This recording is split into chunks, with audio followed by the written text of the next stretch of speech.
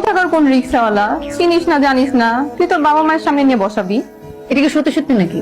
আর তুই রিক্সাওয়ালা বলছিস কেন? রিক্সাওয়ালাকে রিক্সাওয়ালা বলবো না? না বলবি না, শিক্ষিত ছেলে, কোনো সমস্যায় পড়ে রিক্সা চালাচ্ছে। বিপদের সময় তোমরা কেউ ছিল না, ওই রিক্সা আমাকে হেল্প করছে আর এখনো করতেছে। তোদের সবার থেকে আমার ওই রিক্সাওয়ালাই ভালো।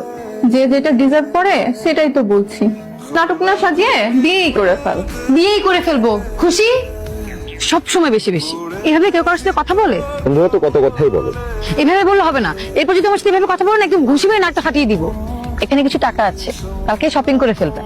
আর এইসব চুল দাড়িটা একটু সাইজ করবেন, যাতে দেখতে একদম হিরোর মতো লাগে। টাকা লাগবে না। তারপর রাখেন, পরে আপনি কি নাকি পরে চলে আসেন, পর আমার মান সম্মানে লটস্পাই হয়ে যাবে। আমি আপনার মান সম্মান যথেষ্ট হতে দিব। যখন আমি বড় লোক হবো তখন আপনার সাথে গিয়ে আপনার বান্ধবীর বয়ফ্রেন্ডকে আমি দেখে আসবো। বড় লোক কিভাবে হবে?